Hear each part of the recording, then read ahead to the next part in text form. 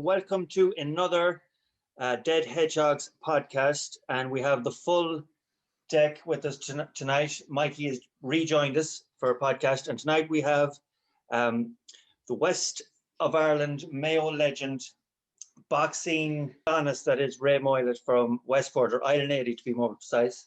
Ray, thanks for joining us. Lads, thank you very much. Delighted to be part of it now. I was a big fan of you when you were on the TV, so this is a dream come true for me here to talk to you fellas. Excellent. Brilliant. Thanks for coming on, Ray. No bother, Ray, you need to have more exciting dreams, but we'll take it.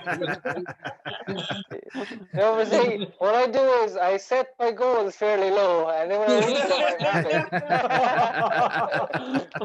happy. Push it. So 10 seconds. Ready to go. Huge right hand. Another uppercut lands. Will Brian make it to the bell? He will.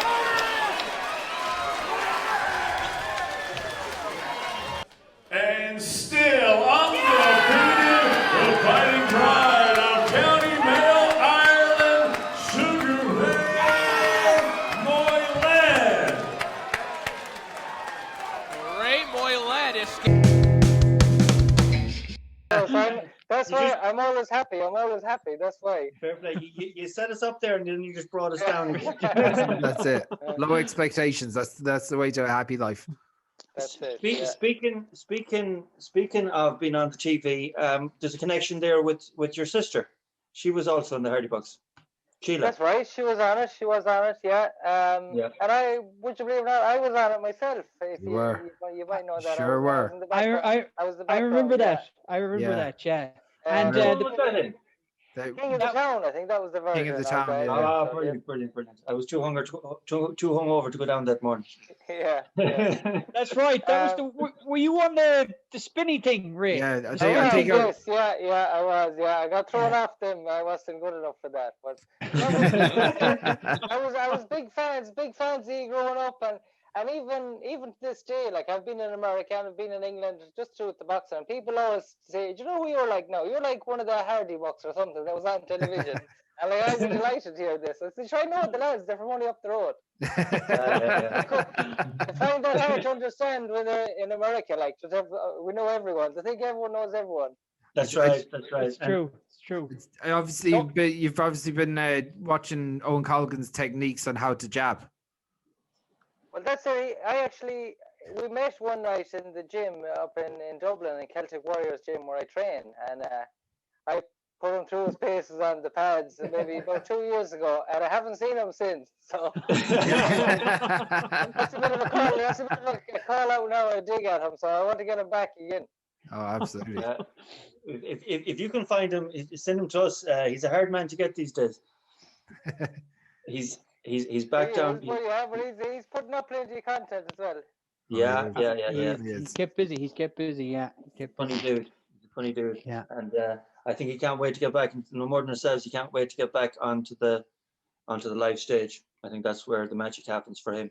And that's it. Sure, everyone's the same. Sure, like you're entertainers, and what I do is entertainment as well. And yeah. You know, we're like a fish out of water now. It's hard to be looking forward to something when your life goal is taken away from you. But everyone has to adapt to this now. But no more than yourselves, like we're all just waiting to get the call up. You know, waiting till things get back on track. But you can't just wait on it too much. You still have to keep busy. As you know, like this podcast. I'm sure you were looking forward to this podcast. Yeah. Absolutely. Grace, but it's still. I was looking forward to it, you know, because every day is monotonous at the minute. Like I went for about 45-mile walk today. I got brought out. The same tomorrow. Within the 5K, you must have gone around in circles. I did. Go around in circles the last 6 months, I think. If what would be your plans? What is your plans now, and what plans would there be if there was no restrictions? Well, I need to get back in the ring. It's 2018 since I fought Christmas in the TF at Castlebar. Yeah. And I had a real bad run of luck since then. Sort of three things happened in 3 or 4 months in my career that could happen at any time, But when they happened consecutively, it's made an awful dent on me. So, like, number one was losing. That was number one. Number two was I had to fall out with my management and my promotion team, so I had to move on. Took a few months to get paperwork sorted and get on. And then when I was scheduled to fight in America, I was in U.S. Customs in Dublin, and my visa got refused for getting over. And that took another 6 months to get sorted to get onto my P1 visa, which is professional athlete's visa. So that took more time. So, like, them three things happened all together in the space of a very short time. And, like, people were asking me, wondering, did I pack it in, or did I retire from boxing? Or I didn't. It was just circumstances maybe that were a little bit over my control that just flooded a bit onto me. But I never stopped training. I always wanted to get back in the ring, and and it was just unfortunate the way time it happened. And and you see, time. I don't want to be sounding like a money hole. I'm not giving out about it. It's just the way things are. No. Yeah. It is the way things are. And time. I got myself back on track. Go on. I got myself back on track. Got my visa all sorted at Christmas 2019.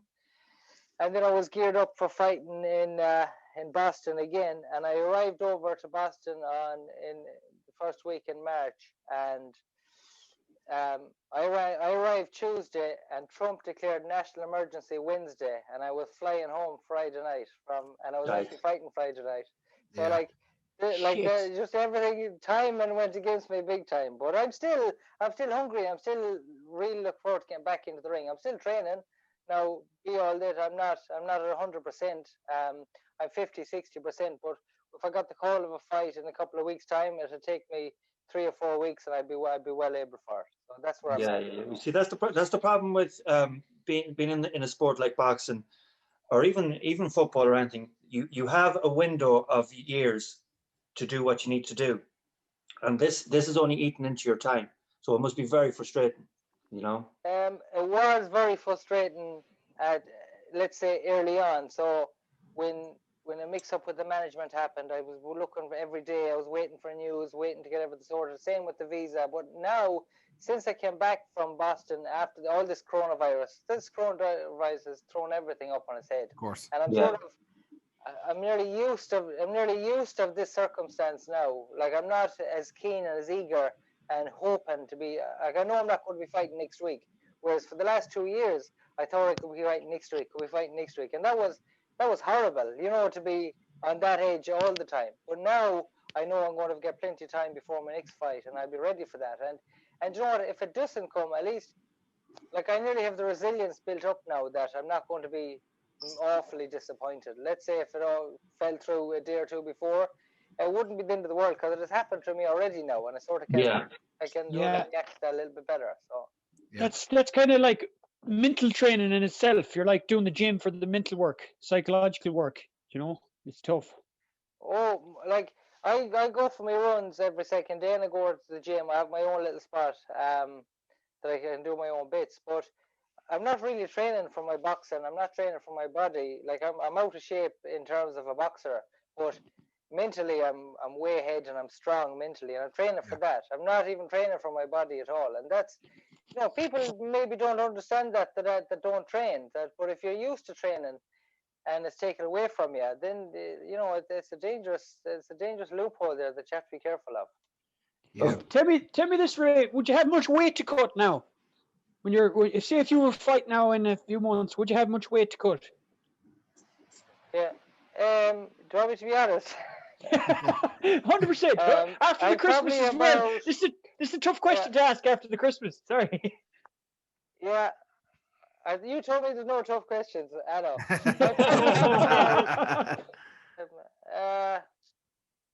I probably have about, what do we know? Probably about 11 kilos, which is stone and a half, maybe, give or take. Okay. On that. Yeah. And that's the way.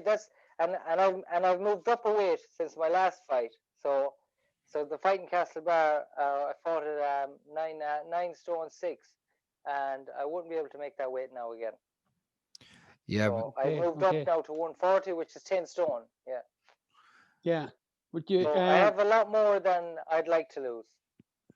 But the thing is as well is what you said there about training at 50 or 60%. When you don't have a goal, when you don't have, it's like me and Pete when we do the running. When there isn't a set date for a marathon or for a boxing match, you're never able to put in the 100%. But I'm sure when you have a date, that the head will focus a bit more. The training will get harder, and you can plan a bit more effectively as well. Yeah. Of course, you know, you always work back. So let's say I got a date the 20th of March, let's say, and then so I work back. I know I've so 6 or 7 weeks, maybe a bit more. So then you work back. You can work back from that. Whereas there's an end line, there's a goal line. Whereas if you tell me to train now at 100% and don't give me an end line, I'll burn up in a couple of weeks, and then I'll blast. You know, of course. To sustain it. Yeah, what I have to do is, your food is like, it's mentally challenging, it's physically challenging, and I'm probably a pain in the hole to live with here when I'm making weight, when I'm constantly gone training. You know, like I'm not very sociable. I'm not really everything. I'm very self-centered when it comes down to it. Like I'm a May Feiner, but you have to be when you're in that position. And of course. I could be training like that all year round, but I'd have no friends, I'd have no wife, everyone would leave me. So you have to pick your battles, you know. Of course. As well, I was just thinking there, when you do get back to a fight, and if it's still where there's no fans, have you plans for that? Because I'm guessing you probably have watched big fights recently that had no fans and stuff. And it's crazy because you can just hear the trainers and that shouting. So you could probably have your trainer in your ear through the whole match. So it'll be like nearly a sparring or something like that. It would feel different, I'd say, without the crowd. So be honest with you, it wouldn't bother me with no crowd. So like I've amateur boxing since you can start fighting when you're 11. And I went pro when I was 27. So what's that? 15 or 16 years amateur boxing, and there's never any crowds at amateur boxing. Yeah. So I'm used to fighting with no crowds, and I spar 2 or 3 times a week when I'm in camp, and there's never any crowds there. So like, it wouldn't make any difference to the fighter in the ring whether there's a crowd or not. Now, when I got knocked down in Castlebar, the crowd helped me get up with the atmosphere and all that, and you know that was probably, if that happened in a gym with no one there, it probably would have been a different outcome. But in terms of the actual fight itself, the crowds don't make that big of a deal. But when you do need that 1 or 2%, if the crowd are there, it will definitely benefit you. But in terms of fighting without a crowd, it isn't really a big deal. The only big deal is I'm a professional fighter. I need to get paid when I fight. I don't have any television deals. I don't have any of these all the fights that you see on television now, they're all the big hitters. They're all the Anthony Joshua, Katie Taylor, Michael Conlon. Like, they're all big TV deals. They're all the big hitters that are making money anyway. Like, I'm climbing the ranks. I'm like a lower level professional. That's the way it is. And I need crowds of people to come in to watch, to be able to pay for me. Like there's no benefit really a promoter putting me on the show, because I'm not really a draw at the minute. So that's where that is. So in terms of the crowd not being at a fight is no issue in the ring, but in the politics of it, it is an issue for me. Right. Like taking it back to your amateur career and the start of your career with St. Anne's, how do you think that your upbringing and growing up in the boxing club like St. Anne's affected how you went on to become a professional fighter? I've grown up in St. Anne's. There's pictures of me there. I think it was 5 years of age when I started there. I went back with my brother, and I've grown up in the boxing club. I didn't really know anything different. I remember I used to run home, like national school was 3 miles away, maybe a little bit less. I used to run to school in the morning. I used to run home in the evenings. I used to have special stuff for lunch. You know, like I was 10 or 11 years of age, and I was on a diet. You know. So that was a bit different. I remember doing exams in school, and I had to. I actually, my leaving cert exam my maths paper 1 or 2. Now, maybe that's the reason I didn't do too good in it. Now, I passed, but that was about it. But my maths, one of the maths papers, I actually had an All-Ireland final that night in Dublin. So let's say the maths was on the Friday morning. I had to make weight, so I couldn't eat anything. I was starved doing this maths paper. Didn't eat. Went up to Dublin, weighed in, had a quick bite to eat, and then fought for won an Irish title. So like that's serious dedication. Sculpted my youth. That was that. It wasn't dedication. It was just normal. It wasn't that I made the decision to do it. It was just part of my growing up. It was never a question of I wasn't going to do it. It just happened. And like all my friends used to be going out Friday nights or whatever, drinking cans down under a bridge or like occasionally I did, but I once a blue moon, and it was every couple of months. It wasn't like every Friday night like every young fella. And that's maybe in my mid-20s I probably did all that because I missed it as a teenager. Like I went mad in my mid-20s for 2 or 3 years, and that that's not great either. But I missed it. I didn't have a teenage outburst or I felt I missed it all. But I know I didn't miss much. Funny thing is, I've done that from my teens to my 30s. My career, A mad outburst. You got it out of your system, Ray. You got it out of your system. So you do. Just as well. This is over Zoom because the boys would get you drinking in a heartbeat, so they would. I see them here, and telling myself I've been over with anyway. I'm just going with that. Good stuff. You won the gold the world title in Guadalajara back in 2011. 7 was it? 2008. Yeah. No, 2008. 2008. Yeah. That must have been amazing. What were you? That was under 17, was it? Yeah, like a young fella coming from the west of Ireland. I didn't expect much going out, number one, and I came home to a massive crowd at the airport, like a police escort. I've had them before, but not like this. And and big crowds, and everyone knew who I was after that. I was walking up the town, people would be looking and nearly pointing, and it changed my whole demeanor. Not that even to this day, I walk up Main Street in Castlebar, I look at the ground because I don't know where to look. I feel people are still looking at me, even though that was 12 years ago, and I haven't done fuck all since. But I still feel it. That people, You said there about coming from the west of Ireland and not expecting much. Do you think that that's an actual thing that we have in the west of Ireland? It's like going into a football match already. We've had this discussion already in a different podcast. That we're nearly 2 points down before we even step onto the field. We just have that thing that we have something to prove that we're not. Do you get what I mean? Of course. I'm dealing with. So I was on the Irish team for nearly 10 years. 2008, I started the senior team, and I was the only lad from the west of Ireland for 2008 to 16, 8 years. I was the only lad from the west of Ireland. That's Galway, Mayo, Roscommon, Sligo, everything.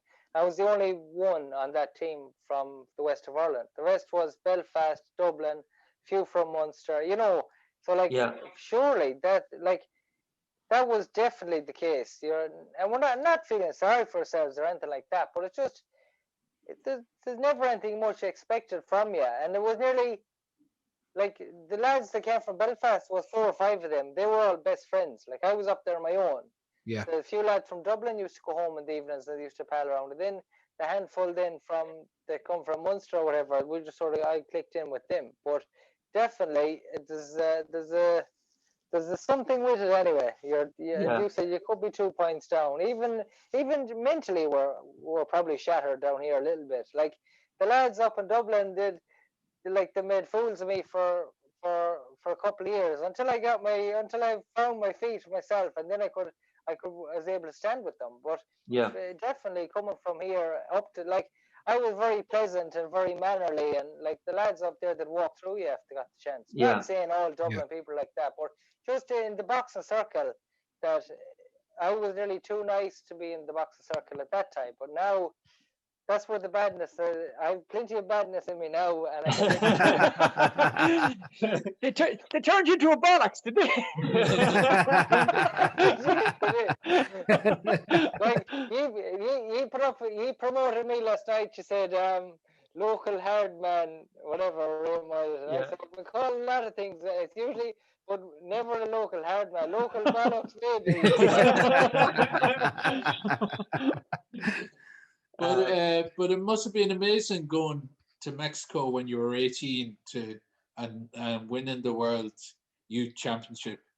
Because like I was just thinking, because I grew up kind of watching the Olympics and the boxing, because Ireland did do so well in the boxing there, and it'd always be Cubans or something like that, and you bet a Cuban over in Mexico. It must have been amazing at the time.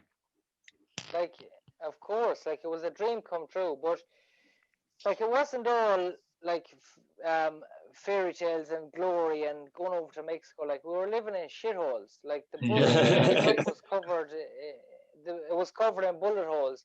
There was security guards. There was army on the floor where we were staying in the hotel. I'd said this in another podcast as well. The night we landed, a car bomb went off at the police station, like 100 meters away. You know, like that. And I've seen the world. Like I've seen Ukraine, Russia, Lithuania, Poland, Mexico, Venezuela. Like, this was in Charlestown on the way up to the airport, was it? Yeah. No, but like I've seen all these places: Azerbaijan, Kazakhstan, Uzbekistan. I've been at them all. But you're in like old military barracks of the Soviet Union, and like you're eating gruel for breakfast. You're like, oh, it's like you think now a superstar that went to Mexico that did this, like literally you get like the junior B football team gets treated better around than the boxers would. But now definitely things have improved. But so I'm going to call you Sam in there now because that's what you know to me as an all my friends. That's as well. no problem, Ray. Call me bitch if you want. I don't care. You boys better get a room. You don't realize how much of a boxing fan I am. Yeah, I'm getting worried here now.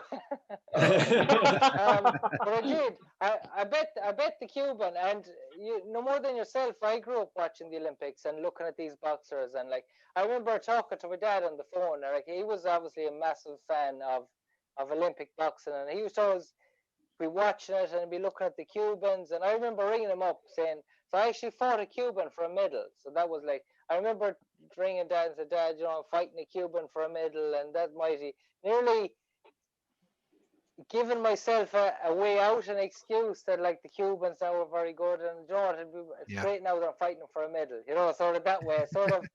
I gave myself a way out, but thankfully I bet him in the end, and I went on. But you know, I was nearly in awe myself with that. Yeah, it's a massive achievement, absolutely massive achievement. So you went on. That was that, yeah. You went on then 3 years later, 2011 Europeans. That was in Ankara, wasn't it? That was another. It was in Turkey, yeah. That was another massive. That was probably my biggest highlight of my boxing career, because the World Championships in Mexico was under 18. This was senior, which is the top dog of everything. And when I actually went on to win the gold medal there, and that put me on the top front and the top grand, and that was better than any medal, really, because I knew I had a few pounds in my pocket. So. Okay. It's great. Like obviously yourself, was it Joyce that won a gold medal with you in Ankara that time? So it was Joe Ward. Joe Ward, oh yeah.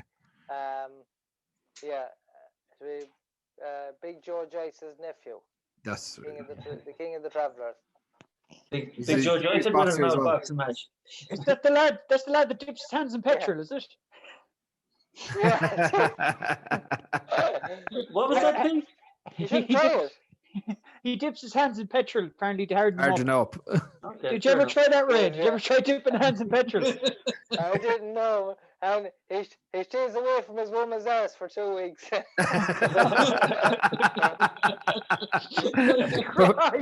Before or after the fight? I must be before. Oh, Jesus. Would you follow that rule? Would you stay away from all sex before fight, Ray?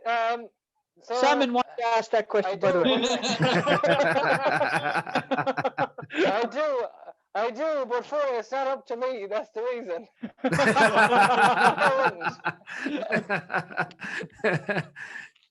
Yeah. And do you think it makes a difference? That's that question.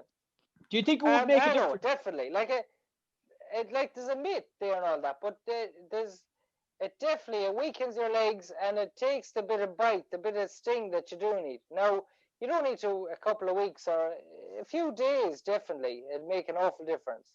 I know. Did someone say that Mike Tyson used to be at it in the dressing room before he went out? And you know, fairness. That's why Don Kincaid was like that. If Mike Tyson is watching this, we really want to know the truth about this now. But I've done it. I've did, a couple of days, couple of weeks, whatever it is. But that's no issue. But I know plenty of fighters that have to have a shower before they go to the venue and they go in and do it themselves. A lot of it's superstitious. A lot of it is in your head. But definitely, can you name them boxers, Ray? Owen Colgan was one of them. Yeah. Well, he can't stay away from himself. We all know that. Midway through a fight, he'd be cock out. It only took us about 10 minutes to get the fucking wank jokes in there now. Yeah. But I love that. There's a fair smile on Salmon there now. But I'd love to see the janitor, the cleaning lady that came in, and Mike Tyson was going at it himself before the fight. And for somebody to tell him to stop. No, he wasn't. Mike Tyson wants to go at himself. He had women in the dressing room. I believe. Oh, women going. Oh, okay. Women in the dressing room. That's fair enough. That's how you know you made it. Now, don't quote me on this, but that was I've heard it. I have heard it, yeah. And it wouldn't put him past it. But you know what? It worked for him. So he was obviously a phenomenal athlete, and it worked for him. So why would you change it? Yeah, indeed. Speaking of matches and boxing matches, which was the most one you were disappointed to lose? I know there was a couple of. Which was the most controversial one that you thought? I know there was one or two. Oh, yeah, there was 2 with Dean Walsh anyway, and probably the last one was 2016. That was Olympic qualifier year, and that's right. Remember, I jumped out of the ring anyway, and I didn't accept my medal, and I went back in there with the flag, and I made a bit of a scene. But anyways, I was fed up, and I thought there was injustice against me, blah blah. I ended up getting a 3-month ban off that, and a bit of a fine. So. When you look back, when you look back at your time with the international setup in the amateur boxing, you're in the mix with a phenomenal group of athletes, like the likes of Katie Taylor and Paddy Barnes and Michael Conlon were in there, and you were that was kind of a special time with Billy Walsh. Oh, absolutely. It's probably the best years of my life. The 8 years I had in high performance. Billy Welch was like a father to me. Probably, if I rang him up today, he'd be the same advice for me. Definitely, massive respect for him. Get on very well with Roy Sheehan, Katie Taylor, Michael Conlon, Paddy Barnes, Eric Donovan, Ken Egan. These are all household names at the minute, and get on very well with them. They're if I could ring them up now and ask them for anything, and I'd no bother with it. And we've some great stories and great memories from them times. I remember actually my first time I joined that high performance unit with the training camp in Belfast. I was a few days late going up for whatever reason. So I got lifted up and I just arrived in this apartment or a block or whatever. And I woke up in the morning, 7 o'clock, to a bit of noise. And the Ken Egan was after coming back from the Olympics.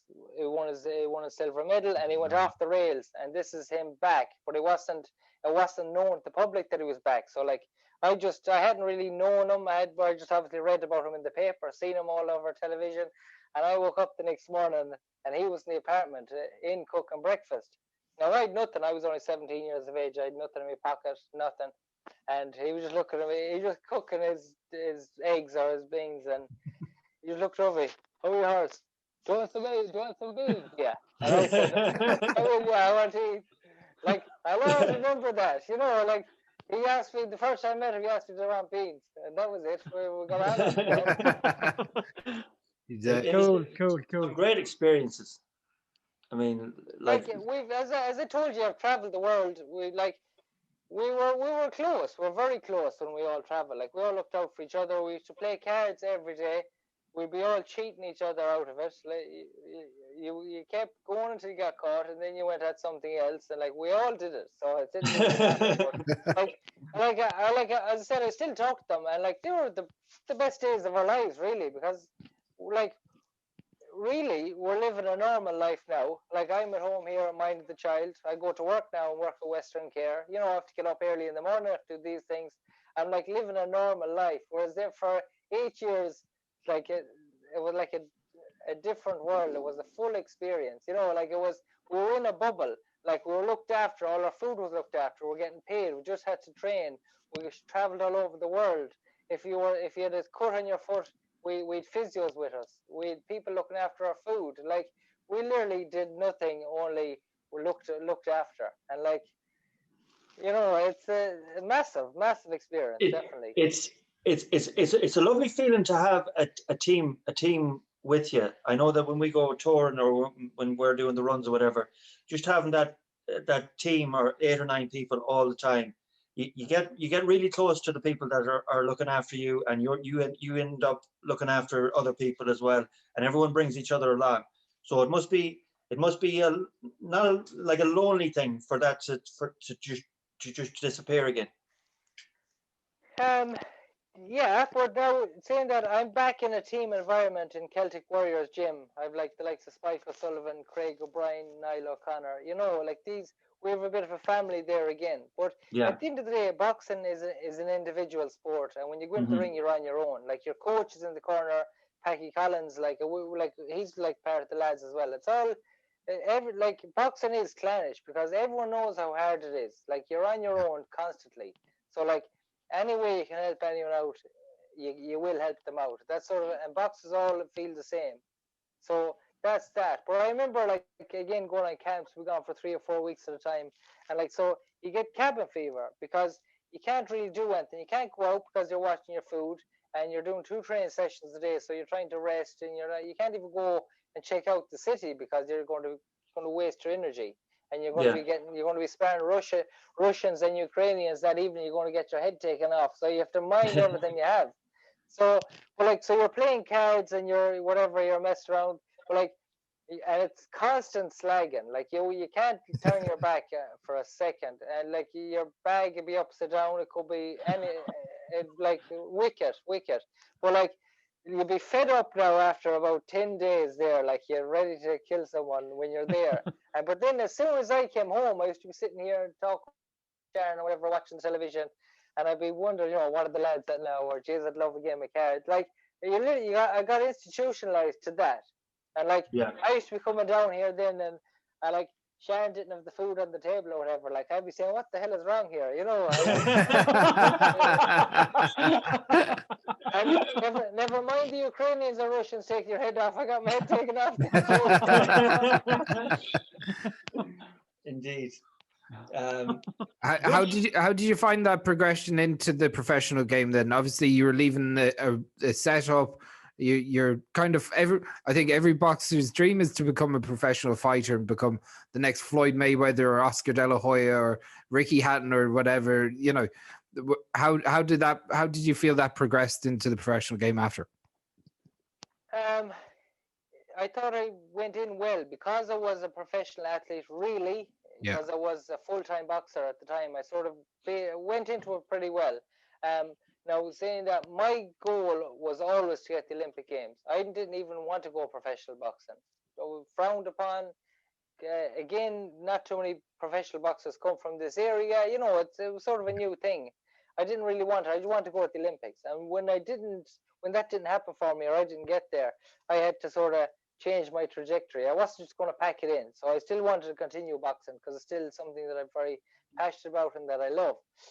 So then I joined the Celtic Warrior Gym and Paddy Collins in Dublin, and really enjoyed the setup. I loved being in control of things myself, because being a professional boxer, you're in charge of you pick your team that you want to work for you. So like, I could pick my physio, I picked my nutritionist, I picked my coach, I picked all these things, and I'm in charge of that. I like that. Whereas before, in the high performance, you're told where to go, what to do, you're just following the structure. Whereas this time, you're in control, and I like knowing what I'm doing. So when I go to America, I know I pick my flights. I know I go on the Tuesday and I'm home Sunday, blah blah. Whereas when we used to go to Azerbaijan, you're flying in the red eye flight, and you could be gone for like 5 days more than you need to, because it's going to be €50 cheaper, and different things like that you can just. I just like to be in control of what's happening around me, and I think being in the professional setup allows me to do that. And again, the team and the group in Dublin were very welcoming me to join the group and join part of the family as well. So that obviously made things easier. But I was always professional in my training, and it just had to cross over. That was it. It wasn't brand new. I was going to say, was it the Rio Olympics that you were aiming for? And, I actually lost. So I lost one fight in 2012 to get to London Olympics. I was one fight away from qualifying that time. And then for Rio, I was at the last qualifier in Venezuela. And we've lost your sound there, Ray, if you can hear us. Your sound is gone there, Ray. Typical West of Ireland Wi-Fi. That's it, yeah, that's it. So, Pete, you try to imagine you were training for the Olympics, the 2016 Rio Olympics. you were over in Venezuela. What happened next? Jeez, it's some life, though, isn't it? It's tough life being a professional athlete. Yeah, I was going to say the way when Billy Walsh was managing the boxers, it was nearly professional the way it was. It was pretty much the way he described it there. Because it's the only I think the only sport that Ireland has excelled in is boxing in the Olympics and stuff. Yeah. How are things? Can you hear us now? Oh. Yeah, we can hear you again. It's all the red tube, Ray. He can't hear me, can he? Can you hear us now, Ray? Yeah, we can hear you all right. Yeah, fuck that. I don't know what happened there. It's all the red tube. It's all the red tube, Ray. Yeah, this virus is coming up here. Venezuela. Yeah, sorry. So, went to Venezuela. I was at the last qualifier for the Rio Olympics, and there was 5 in the weight. There was a very good lad from Armenia, and we said, please God, now we don't get drawn in, because at the end of the day, he was better than me, and we knew it. But 2 qualified, and the other 3. My mother would have bet the other 3 of them in her sleep. Literally, I can't even believe they got a boxing license. These 3 others that should never have been in the ring at all. And like, one of them qualified. That was terrible. So I actually met the Armenian in the first fight, and he beat me on points. They actually knocked out the other 2 opponents that in the first round, I think it was. So yeah, it was like nearly harder for me not to qualify at that for Rio than it was to qualify. Just the way the draw went against me, and that was just it. That was I knew though, he was better than me, but I was the next by a mile, and the other 3 were way behind. But amateur boxing's vicious like that, isn't it? Do you know what? Everything is. You think you need a bit of a look in everything, and amateur boxing is like this. There's judging, and it's very hard to control a lot. But I've made peace with it now, and it obviously wasn't Sure. meant to be that way. Yeah. But But you know, also, anything at the top level is tough. yeah, also like it wasn't a great Olympics for the Irish boxing team, anyways. That's right. It kind of all fell apart, and It there was, did, yeah. Like there was massive controversy. There was like I know Michael Conlon. Yeah, like there was a doping scandal with Michael O'Reilly first, and he failed his drugs test. Michael Conlon then with the actual the coach or the judge cheats. Katie Taylor didn't perform maybe at her top level. Like it was a horrible Olympics for Irish boxing in total. But I would still have loved to be able to call myself an Olympian today. Of course. I'll never Oh, yeah, say of that, course, you know what? Yeah. Yeah. Like I wouldn't have minded went out and got knocked out in the first fight. I still would have reached my goal, which would have become an Olympian, you know. So I'm obviously disappointed with that. And it was a bad Olympics for the Irish boxing that time, but I'm sure they'll pick up and they'll move whenever the next Olympics is. Sure, no one knows that now, and you know what? yeah, exactly. You know, and Yeah. like my whole life was about the Olympic Games, and now I don't care when it's on. I don't even know. I know nothing about it. Like I'm not. Whereas if you told me that a few years ago, I said, "What's wrong with you? It's the Olympics. What? How do you not understand what's happening?" Whereas I was so bought into it that I couldn't see why other people didn't care about it. Like I probably put too much pressure on myself as well, than what I should have. But that's just the way it was, you know. Yeah. Also, you were just saying about when you turn professional, you could take more control yourself and all that kind of stuff. So I was just wondering could you nearly handpick if you wanted to get back fighting? Could you check who your next opponent would be, and could you scout out that and pick them and say, I'd like this way? Ball alley after mass. Yeah, so absolutely, you could. You're like that's what professional boxing is. You see the best fighters at the top of the division are not always the best fighters in the world. Like you can meander your way through the rankings, you can dodge the best fellas. If you have enough money behind you, you can bypass the more dangerous fighters. Like if Wow, I didn't know if that. I was a oh yeah, like that's like professional boxing is a business, and like there's better fighters out there than who could we say? Well, if you Maybe look at not- Anthony maybe Joshua's not. career, the first 10 fights, that he's protected until he's to a level where he's almost in Wembley Stadium fighting Klitschko and he gets a challenge.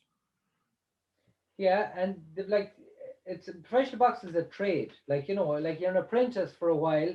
You get your few fights, you get back on track, you pick up your few things, and then you take the big fights. But like you're not going to take the big fights unless there's something a benefit from you. Either whether it's a title, which will get you a bigger fight in another time, or unless you're going to get paid for it. Like there's serious operators out there, serious fighters that will never get the chance to fight for the major belts because the champions there know how dangerous these people are, and there's no benefit of fighting these fellas that they could lose against because Right. I did not know that. guys Ray. don't have the unless you have a serious backing. It's very hard to get to the top because the good fellas will just buy themselves away and they just keep going. But because let's say I'm a world champion and the best fighter comes from Galway, let's say argument's sake, but no one really cares about him. He has no following. He has no money. Why would I fight him? Not because he's the best, but it wouldn't make sense business-wise to fight him. Yeah. Okay. So You that's think is there? obviously- that's at the top scale of everything now. I'm talking at Yeah, yeah. the best, you know, whereas I'm climbing the ranks, I need to sort of take any fight I can get to build a profile, to build a name, to get a title of some sort that'll push me into another title. So I'm climbing the ladder at the minute. I don't really have much choice in that. But if a world champion rang my Packy Collins tomorrow and said would Ray fight, if I thought I could beat him, I would. But if I could, like, if I didn't think I beat him, Jones, I'll leave that fight. I'll have a few more testers and then I'll fight him. So like I am in control. I don't have to fight anyone they just throw in front of me. But it also shows that you look at the likes of Logan Paul and Jake Paul, they've got eyes on them. They're not technical boxers at all, but they've gone into a boxing ring and suddenly they're watching Logan Paul's fighting Mayweather, and he's making money out of it. So how is that going to happen? They're size different to be crazy. But they're obviously doesn't matter. selling that your man can sell. Yeah, That's it. Like that makes me sick, really, because here I am, gave a whole life to boxing, trying to climb, and I'm still like at the bottom rung. You know, like I know for a fact I'm a better boxer than Logan Paul, but it doesn't matter. I don't have the following. I don't have the profile, and if you have that, you just catapult you right to the top. So like McGregor fought Mayweather. Like I'm not saying McGregor in his own right, he's a martial artist and a very good one at that. But stay in your own lane, that's his gig. Like he's not a boxer, but yet he fought for the biggest money fight that ever happened, or the second most expensive fight that ever happened. You know, like most boxers would kill for like a quarter of that opportunity. You know, like even to go in for a sparring camp would be massive there. You know, it's sad that it's gone so much of how much of a Twitter following you have or Instagram that determines how good of a boxer you are, and that's not how it should be. Of course not. Do you think, Ray, that there's too many belts? There's too many titles? Do you think? Well, I don't think there's enough because I don't have any of them yet. No, look at this. It's another way of making money. Like, if there's only one world champion, they can only have one world title fight. If there's 5 belts, they can have 5 world title fights. They can have so every weekend on Sky Sports is like a world title fight of some sort. Yes. It doesn't matter. So like professional boxing is a money making machine, and that's what it's about at the end of the day. No one really cares about best, worst, better. Like, let's say Mickey Ward, I'm going to give you an example. You all know him, the fighter of the film. Like, he had 3 fights with Arturo Gatti. Everyone knows about them fights. Like, I'm sure you probably know, but who knows who won them fights? Do you know? Arturo Gatti won 2 and he won 1. Which one did he win? He won the second one, was it? No, he won the first one. First one, yeah. And he lost the next 2. Everyone knows about the fights. No one really cares who won or lost. And that's like because the profile has gone so big. So like people don't care who's winning or losing anymore. They want to be fighting for belts. They want to make money, and that's it. But I suppose what happened with the Arturo Gatti after and the mystery surrounding his death and all that Did he get shot or poisoned or something? Did he? No, well, it's not. Nothing's been proved. Nothing. But he was found dead in his apartment on holiday, or said he took his own life. But the way they're not sure. I can't say what happened. I don't know, but. He was a phenomenal fighter as well. His fight with Mayweather is excellent. You know what? I haven't even watched that. I've watched Mickey Ward's fights. Mickey Ward's a friend of mine now in Boston. He walks me to the ring. No way. We'll meet for coffee and all that. Like, so that's it. Like, that's the dream come true. You know, like cool. Sure. Like to be associated with these people. Like, so their experiences that will never maybe happen again. Or, you know, if I was working my 9 to 5 here in Castlebar, if I was a science teacher in town, if I was working in Allergan. You know, you don't really, you're in the box. Like, whereas I've seen the car bomb in Mexico, you know, I go for coffee with Mickey Ward, you know, like I've seen these, I've great experiences to bring with me, you know. 100%. I mean, they're stories to tell your grandkids, like, years to come. Of course, and like, there'll be nice old stories when I'm sitting up in a bar in a couple of years and down in if they ever open again. No, they will. I'll be sitting up in some pub, in some cottage pub, and I'd say, "Did I ever tell you the time I became a world champion?" Very good. And I lost it all after that. Well, Steve was saying how, you know, obviously there's a finite window for being a boxer, but you know, obviously there's boxers that have defied that. The likes of Bernard Hopkins didn't even start until he was 29. Like, where do you see yourself in your career? Obviously not like you're 30 now, is it? Yeah, I'm 30 gone. I'm still young, man. I have a couple of years left of me, and I haven't taken any abuse. Really, I have been in real hard fights, and I'm not killing myself sparring, and I'm pretty well looked after, and I'm training well. So, there is a window, and boxing is definitely a short window compared to the likes of cricket, like snooker, darts. You can play them all your life nearly. Like, see Tom Brady, he's what, 43? Yeah. And he's still playing a massive football now he's an exception again, but there's definitely a good few years of me left. And sometimes professional boxing, you're coming into your prime, like I call it old man strength now. Yeah. So that's the toughness. It's a slower game. Whereas for amateur boxing is like a sprint. Professional boxing is more like a marathon. So it does take a bit of time to condition your body into that. So hopefully I'm better for that now. Your record is 11-1. You were 11-0. Yes. I was 11-0, yeah, and I got back then in Castlebar for my first title, and I haven't got the chance to redeem myself. So hopefully it'll happen in these couple of weeks. So hopefully I've fingers crossed we've something in the pipework, and that I'll be back on track.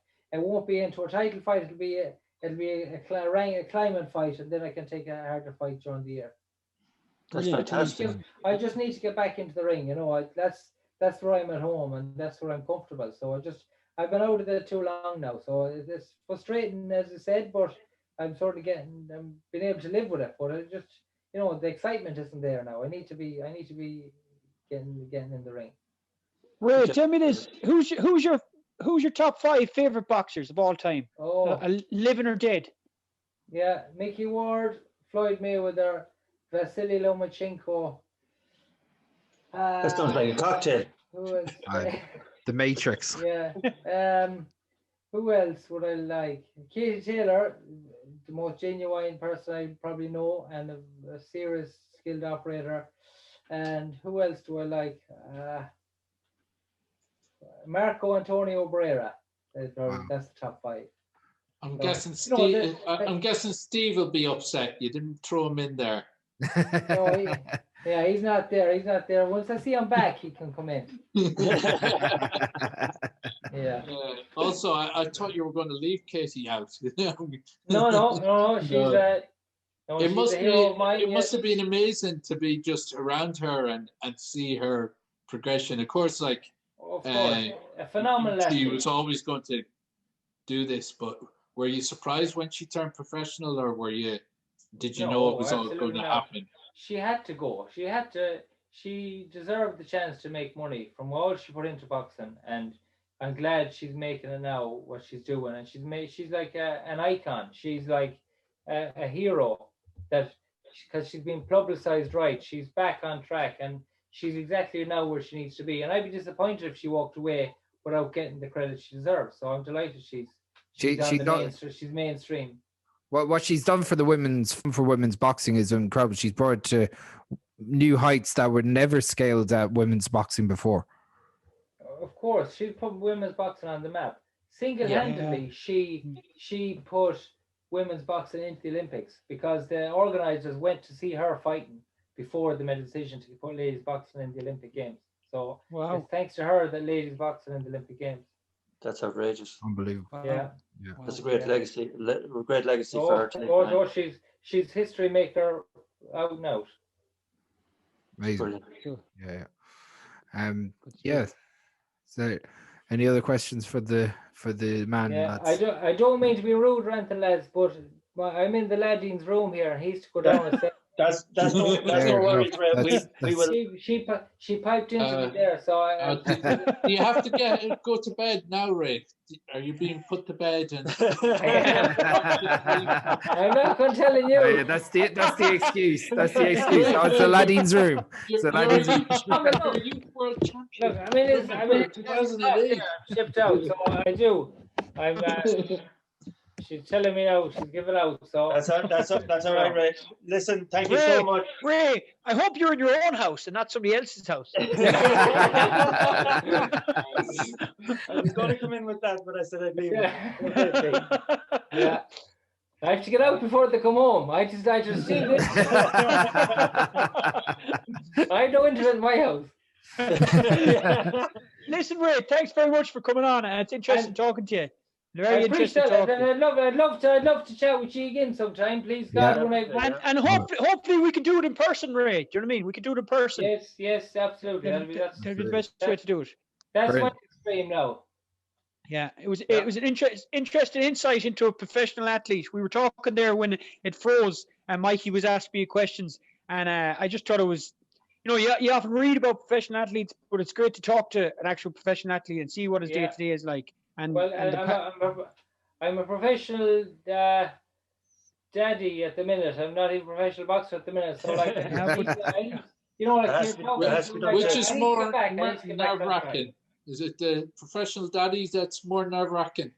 Oh yeah, that's like the boxing ring. The boxing ring is easy, Very good. Okay, lads. Thank you very much. Thanks very much, Ray. Thanks very much. Thanks. Appreciate that. Bye-bye. Good luck.